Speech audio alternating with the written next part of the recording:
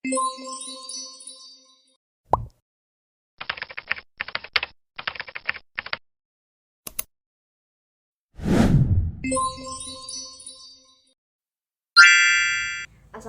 warahmatullahi wabarakatuh. Selamat pagi, selamat siang, selamat sore, selamat malam teman-teman dan Bu Rafika. Perkenalkan, kami dari kelompok 8 izin mempresentasikan hasil diskusi kami yang mengenai bahasa mata kuliah psikologi kognitif. Sebelumnya perkenalkan dulu anggota kelompok kami. Yang pertama ada Aldo Bagus Saputro dengan NIM 08 dan Aniki Muflihah dengan NIM 19, dan yang terakhir saya sendiri Askia Virus dengan NIM 32. Langsung saja masuk ke pembahasan yang pertama. Baik, terima kasih atas kesempatannya.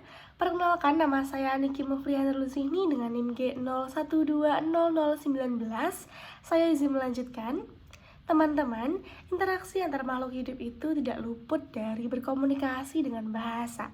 Bahkan setiap harinya seperti kita saat ini di pembelajaran psikologi kognitif, kita juga memerlukan bahasa sebagai media untuk menyalurkan pesan, menyalurkan informasi, dan juga saling memahami satu dengan yang lain.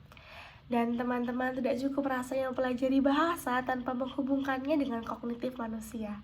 Mengapa? Karena pada dasarnya manusia itu dilahirkan dengan semacam kemampuan terhadap sesuatu, termasuk juga dengan bahasa. Nah, selanjutnya kita akan mulai masuk ke topik yang pertama, yaitu kata-kata dan makna, yang mana mengartikan bahwa bagaimana kata-kata itu bisa kita maknai, lalu kita bisa pahami, seperti itu. Seperti yang kita telah tahu ya teman-teman, kita sebagai manusia telah mengetahui banyak sekali kata, bahkan sekitar 60.000 kata yang berbeda telah tertanam dan tersimpan di kamus verbal kita.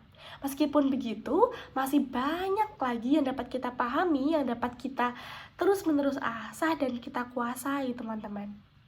Lalu dalam memaknai dan juga memahami kata-kata, ada beberapa hal yang harus diperhatikan.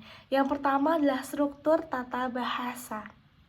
Nah, sebuah pemahaman atau area pemahaman yang tak kalah penting berkaitan juga dengan cara kata-kata disusun menjadi frase dan kalimat. Jadi kata-kata dapat digabungkan menjadi sebuah kombinasi sekalipun untuk menyampaikan ide yang sama. Jadi secara teknis, studi tata bahasa ini mencakup fenologi atau ilmu yang merupakan kombinasi suara-suara dalam suatu bahasa, morfologi, ilmu yang mempelajari kombinasi kata-kata atau kata-kata itu sendiri, dan yang ketiga adalah sintaksis atau ilmu yang mempelajari kombinasi kata-kata sehingga menjadi frase dan kalimat. Jadi memang mencakup ketiga hal ini dalam studi tata bahasa. Hal yang kedua yang harus diperhatikan adalah dasar neurologi bagi bahasa. Jadi ada dua analisis klinis pada waktu itu teman-teman. Yang pertama adalah area Broca ya, di sini Broca's area. Jadi pada waktu itu pada tahun 1861 ada seorang dokter bedah Prancis yang masih berusia muda bernama Paul Broca melakukan observasi terhadap seorang pasien yang mengalami hilangnya kemampuan bicara akibat kerusakan neurologis gitu. Jadi dulu belum ada ya teknologi seperti MRI atau CT scan gitu ya. Jadi dokter-dokter dulu tuh hanya mampu melakukan pembedahan. Nah, pada waktu pembedahan itu berlangsung ditemukan cedera di bagian lobus frontalis kiri otak atau yang sekarang akhirnya disebut Broca's area atau area Broca, yang mana itu terlibat dalam proses berbicara atau pembentukan bahasa kayak gitu. Nah, yang kedua di Wernicke area atau area Wernicke itu adalah studi klinis yang dilakukan oleh Carl Wernicke pada tahun 1875.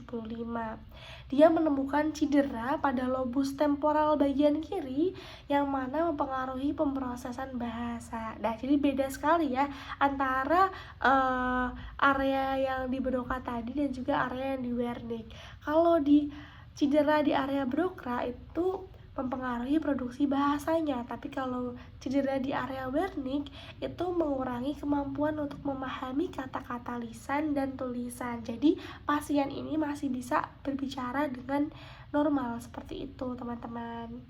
Kita akan mulai lanjut ke topik yang kedua, yaitu hierarki linguistik.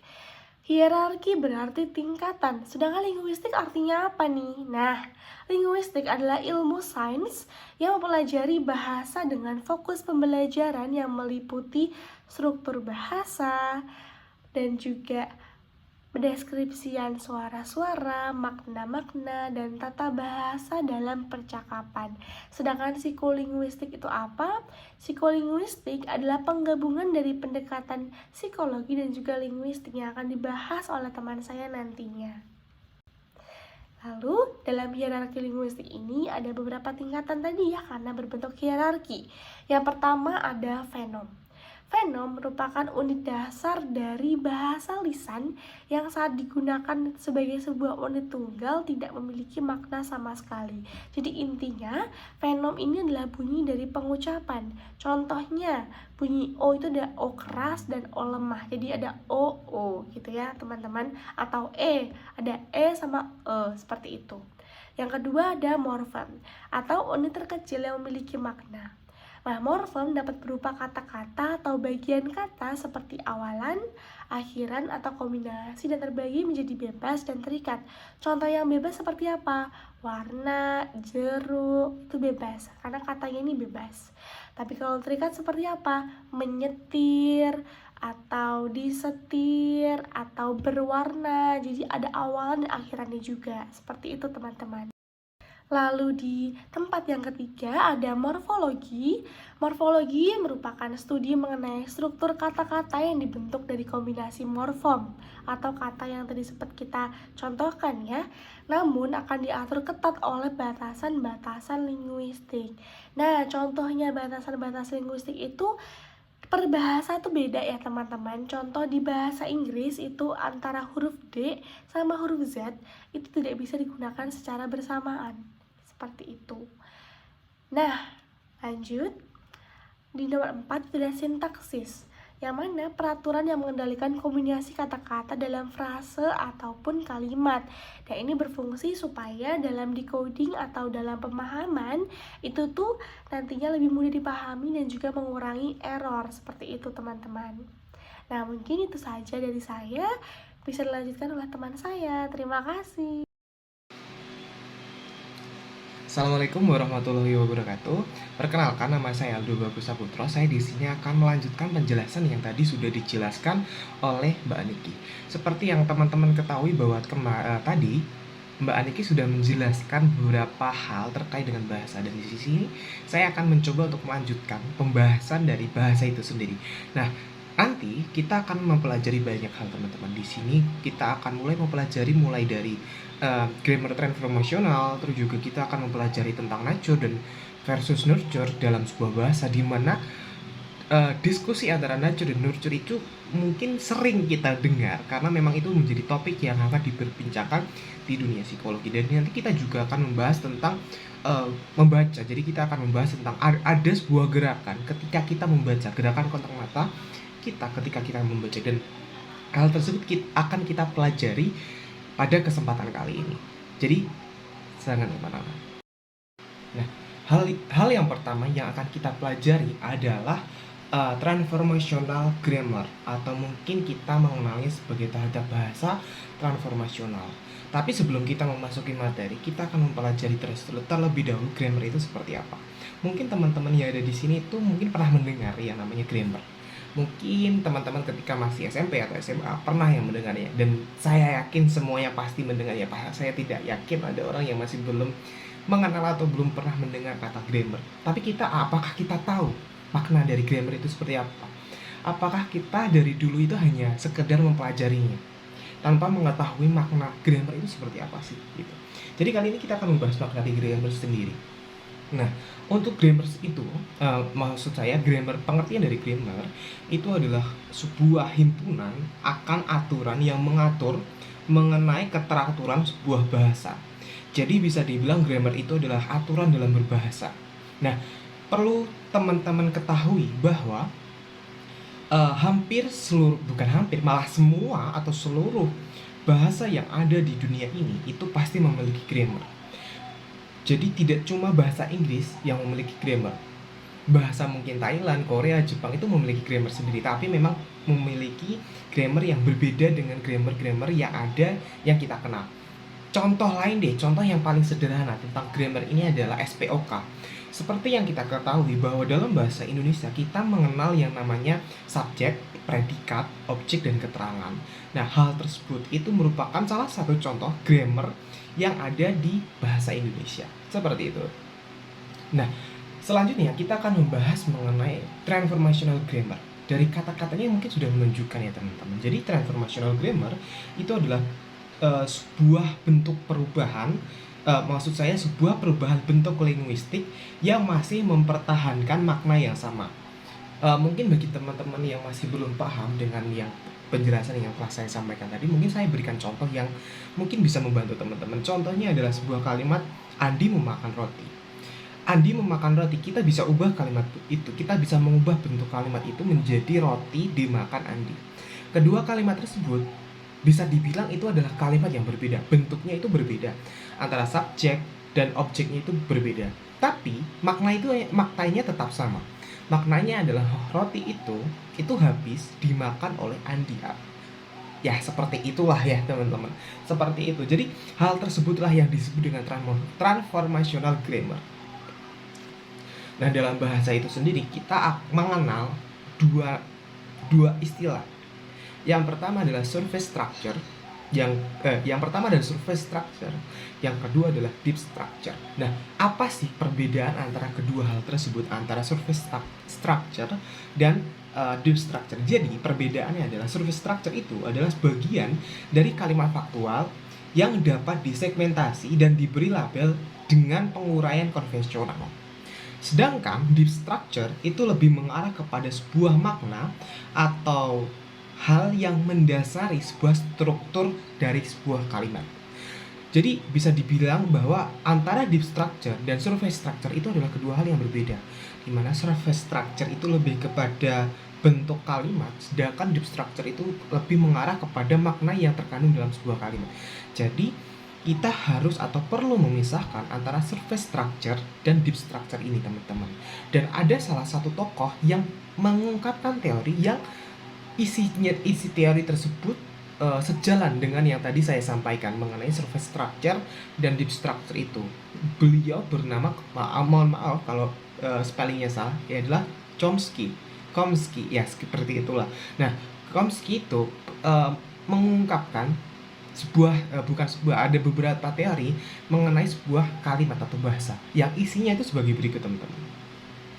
Yang pertama adalah bahasa itu memiliki banyak keragaman yang mendasarinya, dan struktur yang mendasarinya itu seringkali lebih memiliki keterkaitan yang erat dengan makna dibanding dengan karakteristik dari permukaan. Itu hal yang pertama beliau sampaikan. Hal yang kedua adalah bahasa itu bukanlah sebuah sistem yang tertutup. Bahasa itu adalah sebuah sistem yang bersifat generatif. Artinya generatif itu seperti apa? Arti generatif itu adalah bisa menghasilkan unit-unit baru. Nah, hal terakhir yang beliau sampaikan adalah dalam sebuah struktur dasar terdapat beberapa elemen umum dalam sebuah bahasa, dan hal tersebut itu mencerminkan prinsip-prinsip pengorganisasian kognisi bawaan. Seperti itu. Terdapat sebuah teori mengenai surface structure dan deep structure ini teman-teman. Jadi terdapat sebuah teori yang menyatakan bahwa surface structure itu ternyata terdapat, maksud saya di dalam surface structure itu terdapat deep structure yang di dalamnya, dan deep structure tersebut itu mengikuti aturan transformasi sistematis. Nah, ternyata teori ini tuh memicu banyak teori-teori lain yang bermunculan, dan dari semua teori yang bermunculan itu terdapat satu teori yang menimbulkan rasa ketertarikan untuk mempelajari lebih dalam mengenai surface structure dan deep structure ini. Teori tersebut dikemukakan oleh Brentford dan Frank. Nah, sebenarnya apa sih isi teori tersebut itu? Mengapa sampai banyak orang hingga memunculkan minat banyak orang? Jadi sebenarnya jadi teori ini itu disebut dengan penyandian kalimat. Dan isi dari teori ini atau eksperimen ini, itu para peneliti menyusun sebuah kalimat yang memiliki 1, 2, 3, atau 4 proposisi. Nah, untuk penjelasannya atau mengenai eksperimennya itu seperti apa, saya akan jelaskan ya teman-teman. Nah, lalu bagaimana sih apa sih yang eksperimen yang dilakukan oleh Frey dan Brentford? Jadi saya akan jelaskan ya teman-teman eksperimen seperti apa yang dilaksanakan. Jadi Brentford dan Frey itu melakukan sebuah eksperimen yang terdiri dari dua fase. Yang pertama adalah fase akuisisi, yang kedua adalah fase rekognisi. Nah, fase akuisisi itu seperti apa sih? Nah, fase akuisisi adalah partisipan diminta membaca 24 kalimat yang telah disediakan oleh para peneliti, di mana kalimat-kalimat yang disediakan itu mengandung 1 sampai 3 proposisi. Perlu diingat bahwa kalimat yang tidak ada kalimat yang mengandung 4 proposisi ya teman-teman. Nah, setelah partisipan sudah membaca ke-24 kalimat tersebut, partisipan diminta untuk menghafalkan atau menyandikan kalimat-kalimat yang sudah dibaca. Setelah itu, peneliti akan menguji nih apakah memang partisipan ini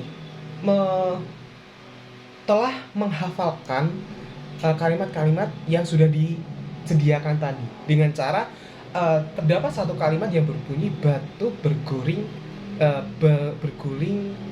ke lereng gitu. Saya agak lupa, tapi kalimat-kalimat tersebut sudah ada di PPT, jadi teman-teman masih langsung bisa melihat kalimat-kalimat seperti apa yang disajikan di dalam eksperimen tersebut. Nah, peneliti kemudian untuk mengeceknya, peneliti akan mengajukan pertanyaan, batunya bagaimana atau batunya itu melakukan apa gitu. Nah, ketika partisipan itu sudah menjawab dengan benar, maka eksperimen ini masuk ke tahap selanjutnya. Tahap tersebut adalah para peneliti membacakan kalimat tambahan, di mana kalimat tambahan ini itu berisi kalimat baru dan kalimat lama. Kalimat lama yang dimaksud adalah kalimat yang sudah dibacakan oleh partisipan tadi. Nah, sedangkan kalimat baru ini adalah kalimat yang pada dasarnya sama seperti kalimat yang sudah dibacakan, tetapi diberikan modifikasi sedikit. Jadi, tiap-tiap kalimat itu diacak dan digabung sehingga tidak saling terhubung. Mungkin teman-teman ini masih belum menangkap maksudnya. Jadi, ada beberapa kalimat. Jadi, saya memberikan contohnya ya, teman-teman. Jadi, terdapat kalimat asli yang berbunyi, batu yang berguling menuruni lereng gunung meremukan gubuk kecil di tepi hutan. Itu merupakan kalimat asli teman-teman. Dan terdapat kalimat asli yang lain, yaitu adalah semut memakan jeli manis yang berada di atas meja. Nah, kedua kalimat tersebut adalah kalimat asli. Kemudian untuk menciptakan kalimat baru, peneliti itu menggabungkan kedua kalimat tersebut sehingga tidak saling terhubung, di mana kedua kalimat tersebut bila digabungkan akan menjadi batu yang bergulir menuruni lereng meremukan semut-semut yang memakan jeli manis di dapur. Seperti itu. Nah, setelah partisipan sudah membaca kalimat yang telah disediakan sebelumnya, yang jumlahnya 24 kalimat tersebut, dan juga setelah mendengar kalimat tambahan berupa kalimat baru dan kalimat lama, kemudian peserta dites, diuji kalimat-kalimat mana sih yang tadi didengar itu yang mereka baca ketika pada fase akuisisi. Jadi pada kalimat-kalimat tambahan tersebut peserta diuji apakah kamu mendengar kalimat seperti ini yang kamu dengar di fase akuisisi tadi, seperti itu. Nah, setelah itu partisipan kemudian diberi evaluasi terkait dengan keyakinan mereka, seberapa yakin sih bahwa jawaban yang mereka sampaikan itu benar, seberapa yakin sih jawaban yang didengarkan itu memang benar-benar terdapat di fase akuisisi. Nah, kemudian para peserta dievaluasi dengan tingkat skala keyakinan 1 sampai 5. Nah, hal yang mengejutkan dari eksperimen ini adalah tingkat keyakinan itu berbanding lurus dengan jumlah proporsi. Jadi semakin tinggi kalimat semakin banyak proporsi dalam kalimat, maka keyakinan pada kalimat tersebut itu semakin tinggi. Jadi kalimat yang mengandung 4 proposisi itu memiliki keyakinan yang tinggi dibanding dengan kalimat-kalimat sebelumnya. Begitu juga sebaliknya, kalimat yang hanya mengandung 1 proposisi itu memiliki tingkat keyakinan yang sangat rendah. Padahal teman-teman, tidak ada kalimat yang mengandung 4 proposisi. Para peneliti hanya menyediakan 3 proposisi saja. Dan kenapa para partisipan itu meyakini hal tersebut? Padahal tadi itu tidak ada yang kalimat yang mengandung 4 proposisi. Nah, ini yang menariknya tuh di situ. Selain itu, sebagian partisipan itu tidak tertipu dengan kalimat yang tidak tepat, sehingga dapat disimpulkan bahwa partisipan itu tidak mendasarkan keyakinannya itu berdasarkan dengan panjangnya suatu kalimat. Jadi partisipan itu tidak memberi tidak bergantung pada panjangnya suatu kalimat, seperti itu teman-teman. Nah, yang menjadi pertanyaan dari eksperimen tersebut adalah kenapa para partisipan itu begitu yakin dengan yang mereka dengar itu memiliki 4 proposisi. Udah, jadi jawabannya itu seperti ini. Jadi ketika pada fase akuisisi, partisipan itu meyakini bahwa kalimat-kalimat yang didengarnya itu adalah sebuah kalimat yang rumit. Nah, sehingga partisipan kemudian mengambil intisari ide dari kalimat yang didengarnya. Nah, kemudian intisari tersebutlah yang membuat mereka mengira bahwa mereka telah mendengar kalimat dengan 4 proposisi pada fase akuisisi. Karena kalimat dengan 4 proposisi itu dianggap sebagai kalimat yang rumit. Jadi itulah yang menjadi jawaban mengapa sih para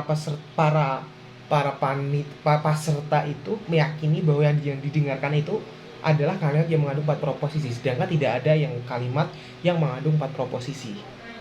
Nah, eksperimen ini juga membuktikan bahwa informasi mengenai ide-ide yang diekspresikan dalam kalimat itu dapat diorganisasikan menjadi sebuah struktur skematik yang menjadi dasar dalam proses penilaian informasi.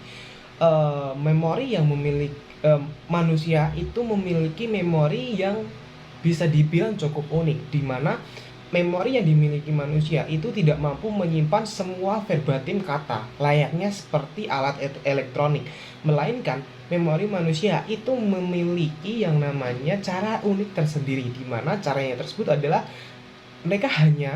memori manusia itu hanya mengambil intisari dari suatu informasi saja. Jadi yang mereka simpan hanyalah intisari ide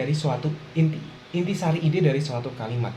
Nah, cara tersebut kemudian ide-ide tersebutlah yang membentuk sebuah landasan impresi terhadap kalimat-kalimat baru serta kalimat-kalimat lama. Kita akan memasuki materi mengenai psikolinguistik. Nah, pada kali ini kita akan membahas mengenai nature versus nurture. Nah, seperti yang kita ketahui bahwa pembahasan ini menjadi pembahasan yang sangat sering sekali dibahas di dunia psikologi. Banyak materi-materi yang mungkin kita pelajari yang membahas tentang nature versus nurture di berbagai bidang, baik mungkin itu perkembangan atau yang lainnya. Nah, kali ini kita akan membahas mengenai nature versus nurture versi bahasa. Jadi terdapat perbedaan pendapat antara peneliti mengenai pembentukan sebuah bahasa pada anak kecil, di mana Chomsky beliau itu berpendapat bahwa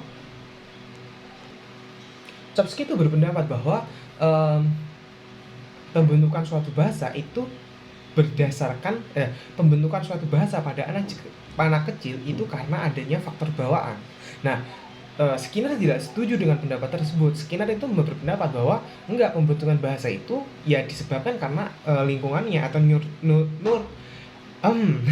nurturnya gitu. Nah, kaum behavioris juga ikut berpendapat, di mana kaum behavioris itu tuh meyakini bahwa pembentukan sebuah bahasa yang dialami individu ketika ia masih kecil itu dikarenakan adanya faktor penguatan dari lingkungan. Contohnya adalah ketika anak kecil berhasil mengucapkan kata mama karena adanya faktor dorongan dari orang tuanya. Nah, Chomsky tidak memiliki pendapat yang seperti itu. Chomsky malah berpendapat bahwa satu-satunya aspek yang berkembang karena adanya penguatan hanyalah aspek morfologis.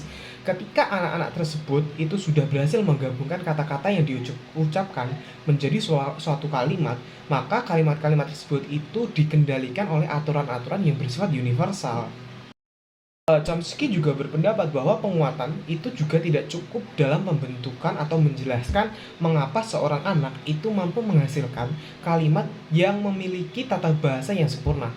Oleh karena itu, Chomsky itu menawarkan kecenderungan bawaan terhadap bahasa, atau bahasa kerennya itu adalah innate propensity of language, sebagai penjelasan yang masuk akal. Jadi teori yang dikemukakan oleh Chomsky itu sebenarnya tidak menyatakan bahwa suatu sistem tata bahasa itu bersifat bawaan, tetapi ia meyakini bahwa setiap individu itu memiliki seperti semacam skema skematik yang berfungsi sebagai sarana pemrosesan informasi dan pembentukan struktur abstrak dalam bahasa.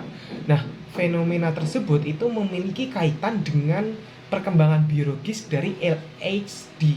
Nah, LSD itu adalah sebuah struktur kognitif yang berfungsi dalam pembelajaran aturan-aturan bahasa. Kita akan mempelajari yang namanya hipotesis relativisme linguistik. Sebelum itu kita harus mempelajari terlebih dahulu apa sih hipotesis relativisme linguistik. Jadi, hipotesis relativisme linguistik adalah sebuah gagasan yang menyatakan bahwa bahasa kita itu mempengaruhi persepsi dan konseptualisasi kita terhadap realita.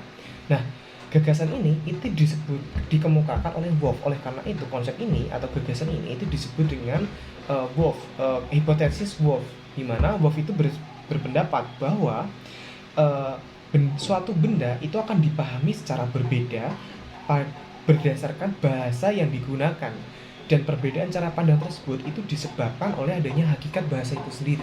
Nah, sebagai contohnya dalam sebuah bahasa Wolff, dalam sebuah bahasa itu Wolff menemukan bahwa terdapat ambiguitas antara pengungkapan masa depan, masa kini, dan masa sekarang, dan masa lalu. Nah, dalam bahasa lain juga itu Wolff menemukan bahwa terdapat permasalahan dalam pembedaan antara warna coklat dan warna abu-abu, seperti itu. Setiap manusia itu memiliki fisiologis yang sama, baik untuk melihat maupun dalam membedakan warna. Nah, karena adanya persamaan fisiologis yang dimiliki oleh setiap manusia, maka perbedaan dalam pemrosesan informasi itu berarti disebabkan karena bukan adanya faktor fisiologis, karena yang tadi saya sebutkan bahwa setiap manusia itu memiliki fisiologis yang sama.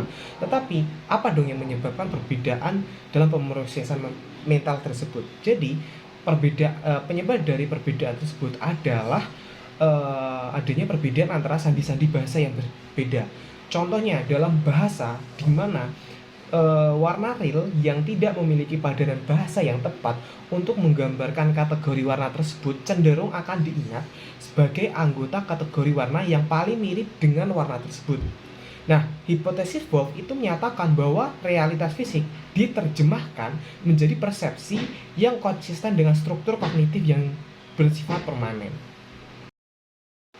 Tetapi seperti teori yang lain, teori Wolff ini pasti memiliki kritikan.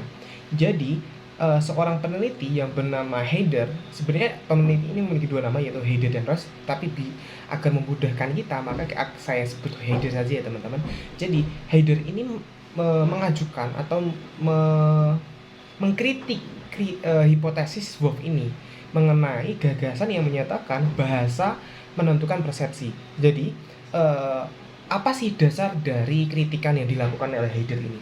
Jadi Heider ini melakukan sebuah eksperimen atau penelitian di Papua Nugini, tepatnya ia mempelajari suku yang bernama suku Dani. Nah, suku Dani ini hanya memiliki dua nama untuk menyatakan warna, yaitu Mola yang berarti warna terang dan Mili yang berarti warna gelap. Nah, Heider ini menemukan keakuratan yang sangat tinggi terhadap warna-warna pokok dibandingkan dengan warna-warna campuran. Bila dibandingkan dengan hipotesis yang disampaikan oleh Heider, maksud saya Wolff, harusnya para partisipan yang mengikuti eksperimen ini atau penelitian ini harusnya mengalami kesulitan dalam mengingat warna. terdapat hal menarik dari teori Wolff ini atau hipotesis Wolff ini, di mana terdapat beberapa kata atau beberapa benda, maksud saya beberapa benda itu memiliki penamaan lebih dari satu dan cenderung banyak.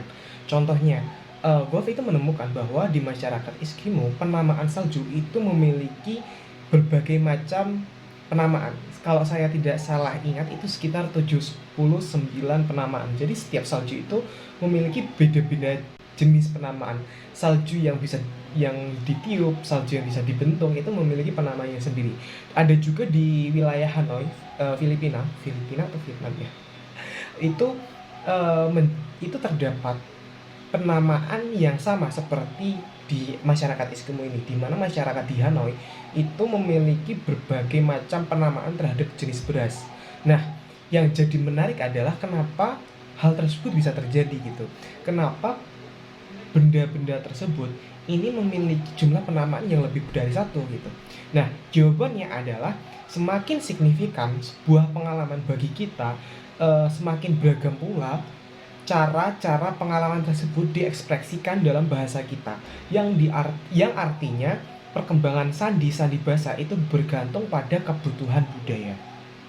Kembali lagi bersama dengan Aniki Mufliatulusi ini dengan NIM G012019 yang akan membahas terkait dengan bahasa dan neurologi. Nah, teman-teman, neurologis otak itu telah dipelajari menggunakan sejumlah teknik termasuk dengan simulasi elektrik dan juga pemindaian PET atau yang biasa kita sebut PET scan sekarang ini. Nah, kenapa kita hanya membahas dua ini saja? Karena dua ini itu yang sangat berhubungan erat dengan pemrosesan bahasa. Seperti apa tuh? Kita lanjut aja. Yang pertama adalah simulasi elektrik. Jadi, dalam simulasi elektrik ini agak sedikit menakutkan ya.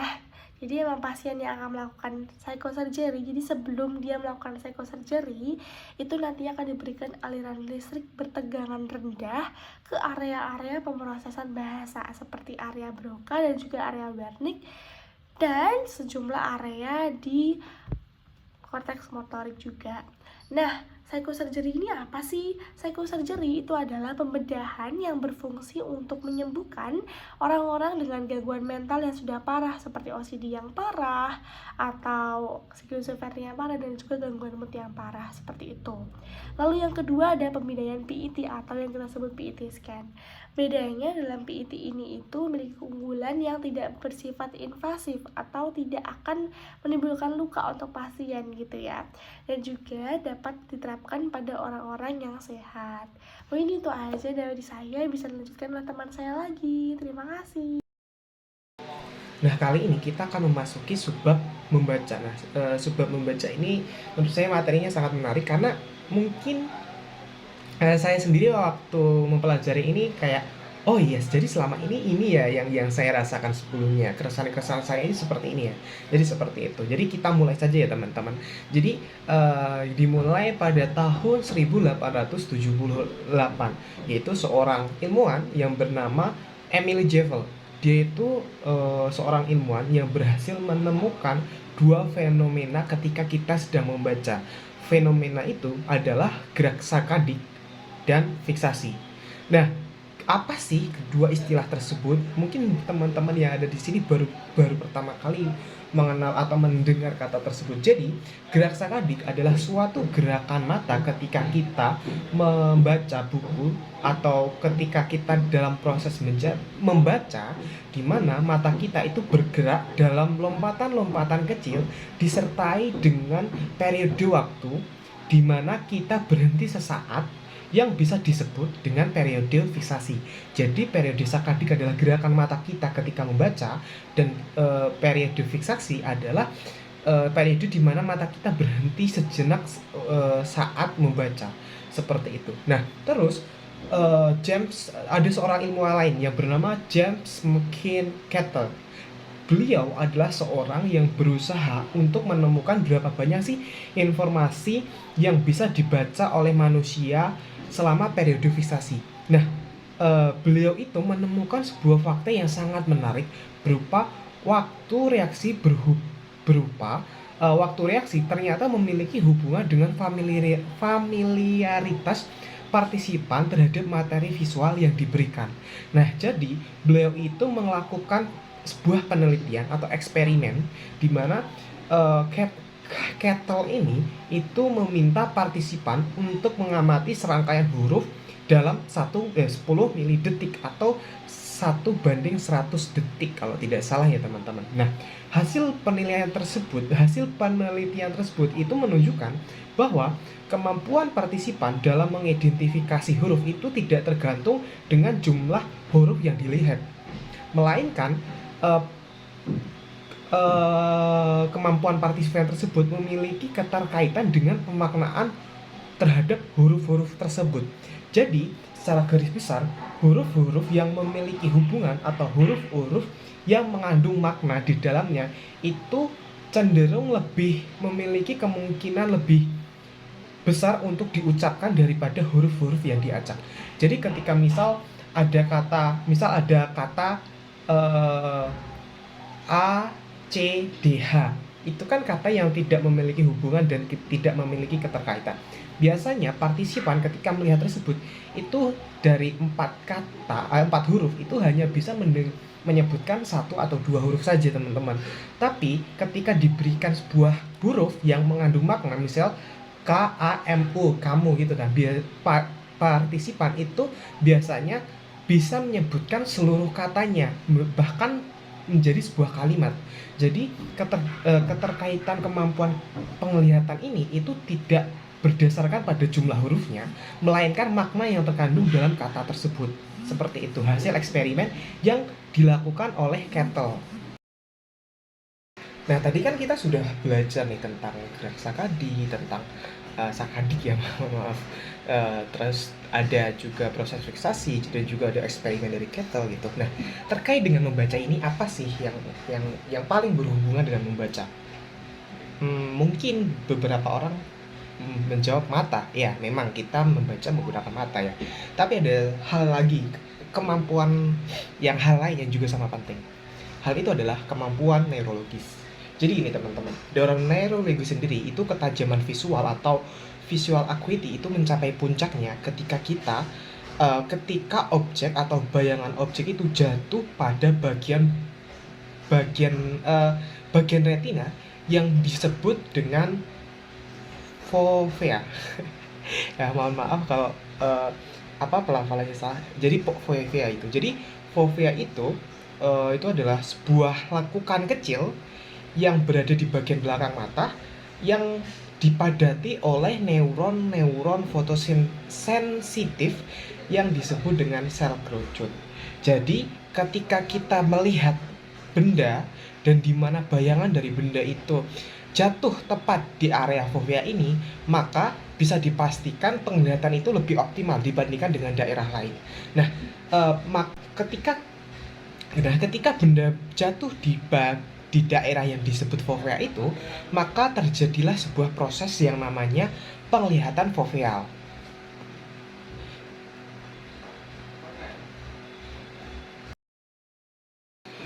Oke, di dalam PPT tersebut teman-teman bisa melihat sebuah gambar atau skema yang disebut dengan gambaran cone of vision. Cone of vision itu secara sederhananya adalah gambaran penglihatan daerah-daerah foveal. Nah, di situ tertulis ada daerah foveal, ada daerah parafoveal, ada daerah perifer, ada daerah semi perifer. Nah, di situ adalah bisa dibilang gambaran penglihatan yang ada di manusia. Nah, di situ juga teman-teman bisa lihat di mana daerah foveal itu hanya sekitar 2 derajat. Pokoknya foveal itu kecil banget dibanding daerah-daerah yang lainnya. Nah, selain daerah foveal itu ada juga yang namanya daerah parafoveal yang kalau dalam segi ukuran agak lebih besar lah, sekitar 10 derajat ya. Nah, disitulah yang disebut dengan maksud saya disitulah tempat di mana penglihatan manusia itu mencapai titik maksimal atau optimalnya. Nah, di situ juga ada yang namanya daerah semi perifer dan perifer. Nah, sebenarnya fungsi dari kedua daerah tersebut sebenarnya apa sih? Jadi sebenarnya fungsi dari dua daerah tersebut adalah untuk memperluas penglihatan yang ada di dalam manusia atau ada yang berada di manusia gitu. Nah, tapi sayangnya kedua daerah tersebut itu agak, kalau dibandingkan dengan daerah foveal atau parafoveal, itu jauh lebih buruk dalam segi kualitas. Maksudnya adalah resolusi yang dihasilkan apabila kita melihat di jarak tersebut atau di daerah tersebut itu bisa dibilang resolusinya rendah. Dan kelemahan yang lain adalah eh, penglihatan yang terjadi di semi perifer dan perifer itu bergantung pada objeknya. Ketika objeknya itu bergerak, maka objek tersebut dapat dideteksi oleh mata. Tetapi jika objek itu diam, maka ya benda itu tidak terdeteksi. Nah, itulah yang menjadi kekurangan dalam eh, daerah tersebut. Tapi ya tetap ada fungsi lainnya, yaitu memperluas penglihatan manusia. Nah, selanjutnya kita akan membahas tentang hal lain, teman-teman, yaitu terdapat beberapa ilmuwan yang menemukan bahwa selama seseorang itu membaca, umumnya terjadi 2-3 gerak sakadik itu per detik. Nah, gerakan tersebut itu terjadi sedemikian pesatnya sehingga hanya menggunakan 10% waktu yang digunakan untuk memandang teks. Bayangin secepat itu, teman-teman. Nah, pergerakan sakadik tersebut itu menimbulkan suatu kondisi yang disebut dengan noda visual. Jadi saking cepatnya pergerakan sakadik yang ditimbulkan, maka akan muncul yang namanya noda visual atau visual smear. Nah, rekognisi huruf dan kata-kata dalam medan pandang non foveal itu tampaknya tidak hanya disebabkan oleh stimulasi fisik di retina, tapi juga ada faktor lain yang mempengaruhi hal tersebut, di mana faktor lain tersebut itu disebut sebagai pemahaman orang mengenai huruf, kata, atau tema baca. Oke, sebelumnya ada beberapa mohon maaf sekali karena ada beberapa informasi yang tertinggal. Jadi saya belum menyampaikan bagaimana kita membedakan antara penglihatan foveal dengan penglihatan perifer. Nah, caranya itu gampang, teman-teman. Cara kita untuk membedakan antara penglihatan foveal dengan penglihatan perifer itu seperti ini. Coba teman-teman fokus pada sebuah kata. Fokus pada salah satu huruf dari kata tersebut.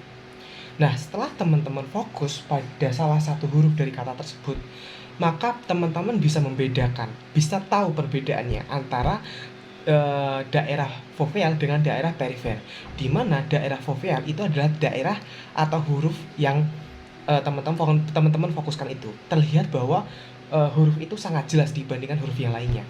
Sedangkan huruf yang lainnya seperti huruf-huruf di samping-sampingnya itu yang terlihat kabur itu adalah bukti bahwa itu sebagai penglihatan perifer, karena seperti yang saya jelaskan tadi, resolusi pada penglihatan tersebut cenderung rendah dibandingkan penglihatan foveal. Seperti itu, teman-teman.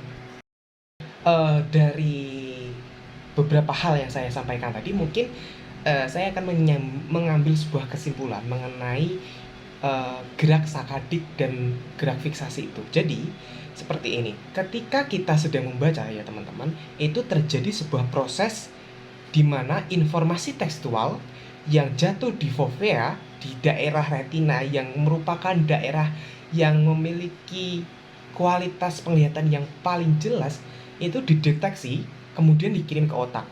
Nah, setelah sehingga dapat diproses lebih lanjut sehingga data yang didapatkan di mata tadi dikirim ke otak, di mana otak bisa memproses dari data tersebut. Nah, selama gerak sakadik hanya sedikit informasi tekstual yang dideteksi atau diproses, dan ketika informasi tekstual tersebut jatuh di luar foveal, maka informasi tersebut hanya diproses secara minimal. Seperti itu, teman-teman. Sudah sekitar 6 jam saya take untuk video ini. Banyak sekali gangguan, banyak palu, banyak motor lewat. Oke, saya lanjutkan ya teman-teman. Jadi kita akan membahas tentang proses pemrosesan bukti dari studi pelacakan pergerakan mata. Mohon maaf ya teman-teman. Oke, jadi pada tahun 1906 itu terdapat seorang psikolog, para psikolog itu mulai berusaha untuk membuat rekaman fotografis mengenai pergerakan mata selama membaca. Nah, hingga pada tahun 1970-an, minat akan penelitian mengenai pergerakan bola mata ini menjadi meningkat, terutama dalam hal membaca dan dalam mengenai melihat karya seni. Nah, yang menarik adalah terjadi perdebatan antara para peneliti yang terkait dengan pergerakan bola mata ini, lebih terkhususnya pada gerakan fiksasi. Jadi seperti ini teman-teman. Mohon maaf, maksud saya pada penglihatan perifer. Jadi gini, dalam sebuah penelitian itu peneliti mengungkapkan gagasan bahwa subjek akan menyusun hipotesis mengenai materi yang mungkin saja muncul atau dibaca pada garis selanjutnya, sehingga gerakan mata itu memiliki kecenderungan untuk melihat baris selanjutnya untuk memastikan apakah hipotesis yang mereka lihat, mereka bentuk selama proses membaca itu benar atau keliru. Nah, tetapi ini yang menjadi menarik, terdapat pendapat lain di mana terdapat studi yang mengatakan bahwa sebenarnya partisipan itu tidak menyusun sebuah hipotesis. Mereka sama sekali tidak menyusun hipotesis, melainkan ketika waktu fiksasi, para partisipan itu menentukan hakikat atau sifat dari teks tersebut. Jadi waktu fiksasi ketika periode membaca mereka gunakan untuk memahami sifat dan hakikat dari teks tersebut, bukan malah membangun sebuah hipotesis seperti itu. Tapi meskipun demikian, isyarat-isyarat perifer itu tetaplah penting dalam bagian-bagian bacaan yang berisi informasi tertentu. Seperti itu teman-teman. Oke, akhirnya kita masuk ke subbab terakhir yang saya jelaskan teman-teman. Oke, jadi subbab terakhir ini adalah tentang Down the Garden Path Experiment, atau bisa dibahasa Indonesia kan adalah eksperimen yang menyesatkan. Nah, eksperimen ini tuh seperti apa sih? Jadi eksperimen ini adalah metode yang digunakan untuk menguji proses membaca. Nah, metode ini dikemukakan oleh sosok yang bernama Carpenter dan Donman. Kedua sosok itu yang mengusulkan atau membentuk eksperimen ini. Dan eksperimen ini seperti apa sih? Jadi eksperimennya adalah para peneliti itu meminta para partisipan untuk membaca secara keras dan nyaring cerita pendek yang telah disediakan. Nah, kebetulan cerita pendek ini sudah ada di PPT. Jadi teman-teman coba nih buat membaca cerita pendek tersebut biar seperti mengikuti eksperimen tersebut. Oke, saya mungkin memberikan waktu sekitar 10 detik. Oke, 10 detik sekarang.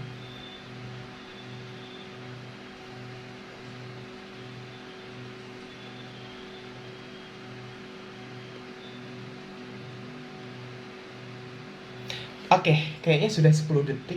Jadi saya akan menjelaskan mengenai eksperimen ini ya.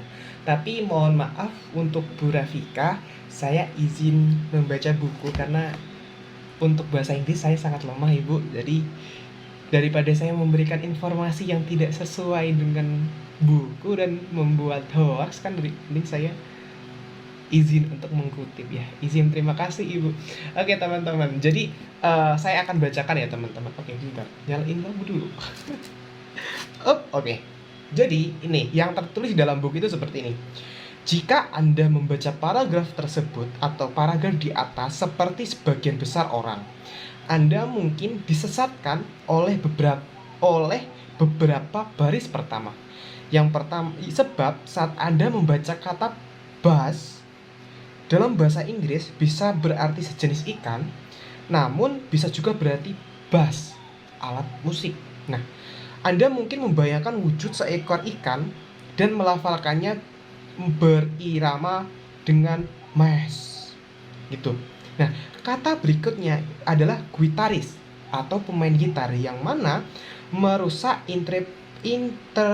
interpretasi tersebut. Nah, fiksasi mata hingga ke bass masih normal.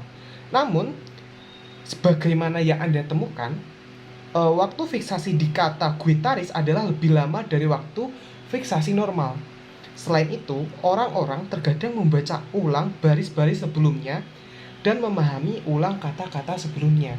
Jadi mungkin terdapat ambiguitas makna dari kalimat yang telah ditetapkan dalam eksperimen tersebut gitu.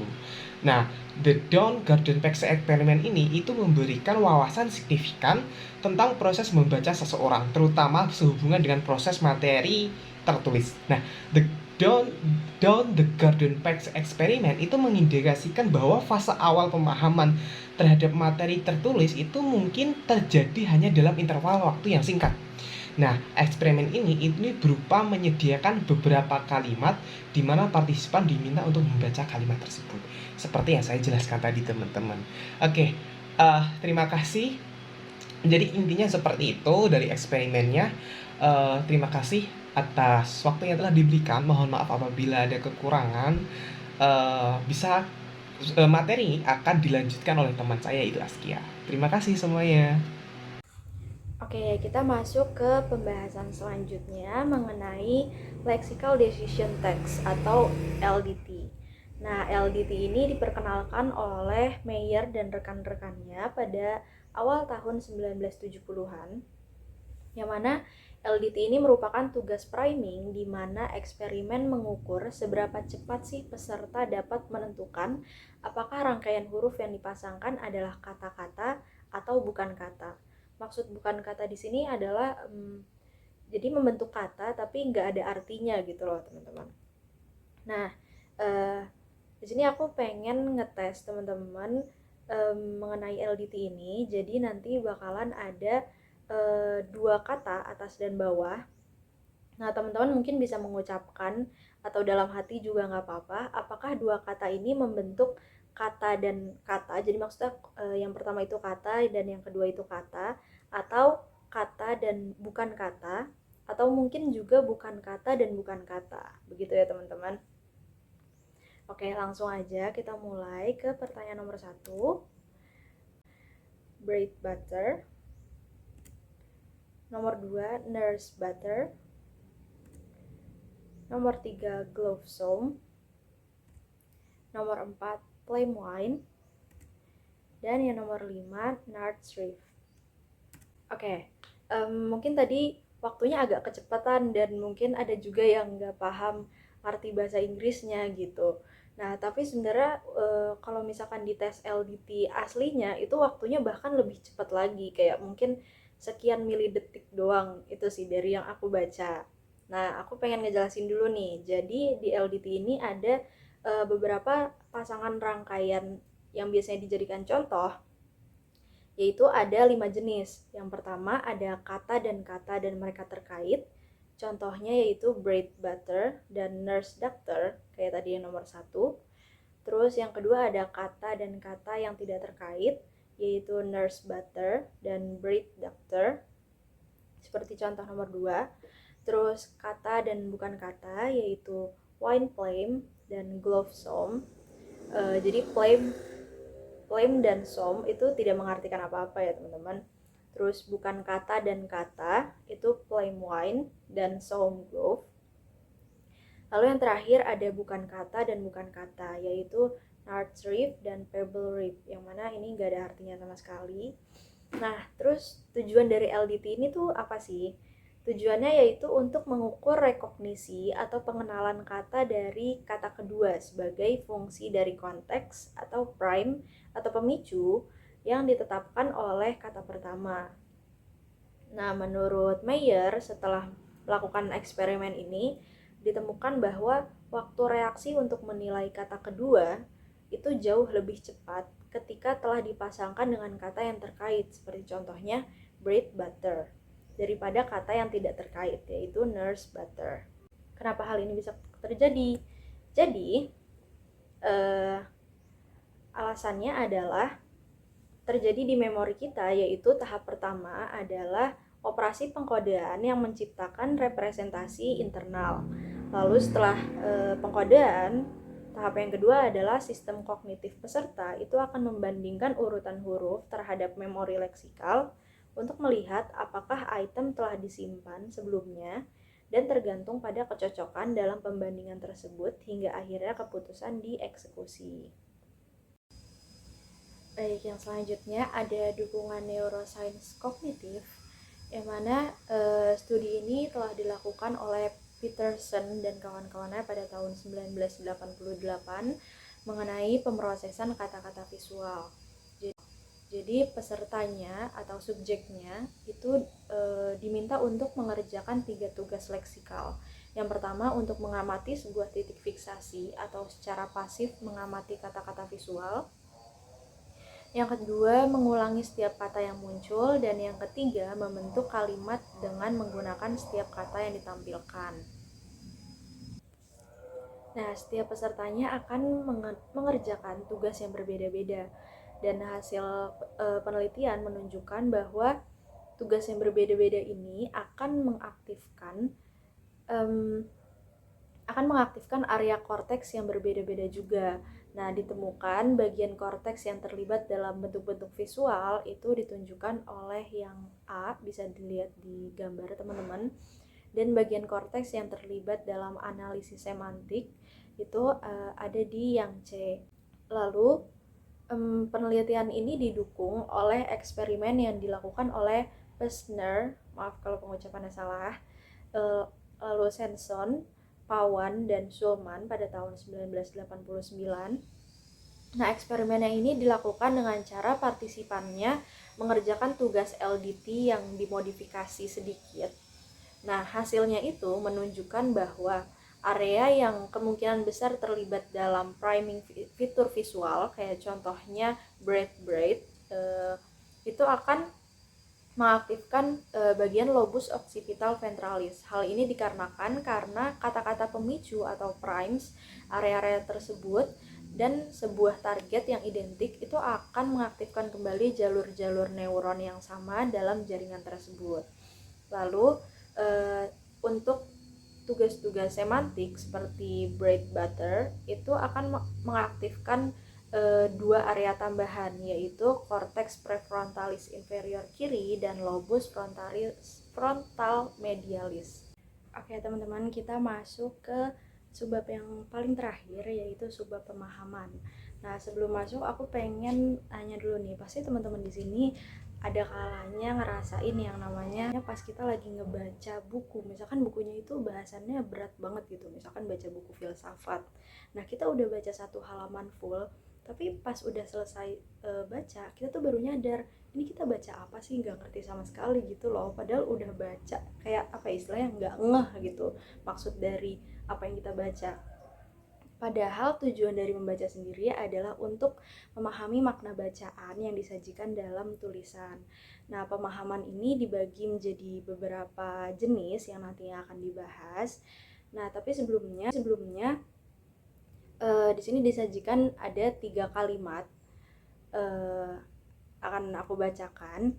Yang pertama, wartawan itu menyerang sang senator dan mengakui kesalahannya. Yang kedua, wartawan yang menyerang sang senator mengakui kesalahannya. Yang ketiga, wartawan yang diserang sang senator mengakui kesalahannya. Nah, kebanyakan dari orang yang membaca teks ini itu merasakan bahwa kalimat pertama itu relatif lebih mudah dibaca maupun dipahami gitu loh. Sedangkan 2 kalimat di bawahnya itu tingkat kesulitannya sedikit lebih tinggi.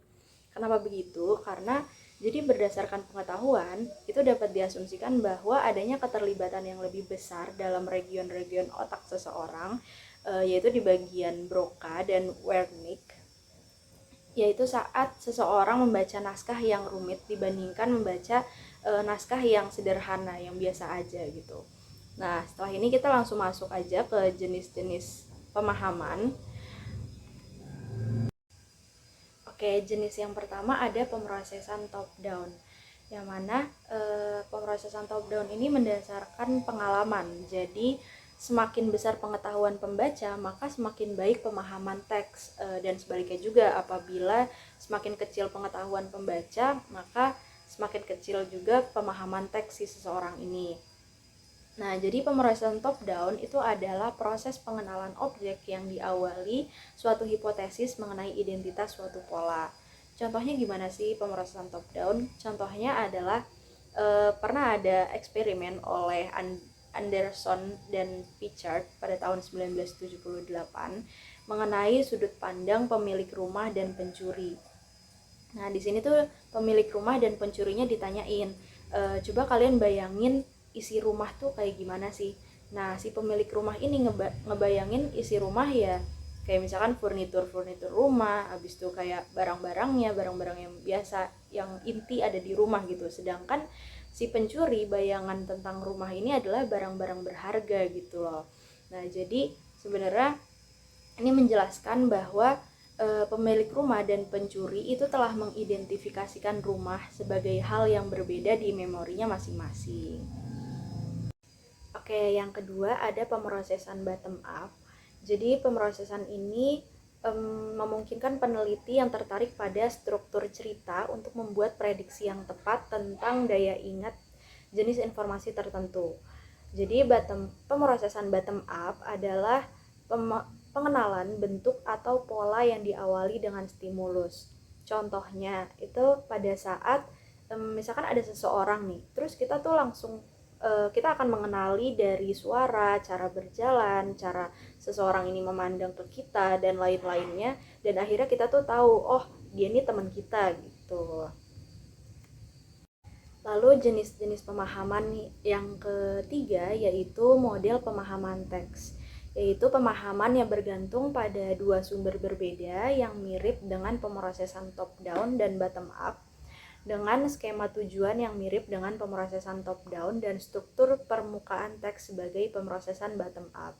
Lalu yang terakhir ada representasi proporsional dari teks dan dari membaca, yaitu tujuannya untuk memprediksikan bahwa kalimat-kalimat yang memiliki kerumitan proporsi yang lebih besar akan semakin sulit dipahami dibandingkan dengan kalimat-kalimat dengan struktur posisi yang lebih sederhana, bahkan apabila kompleksitas permukaan kedua kalimat tersebut hampir sama.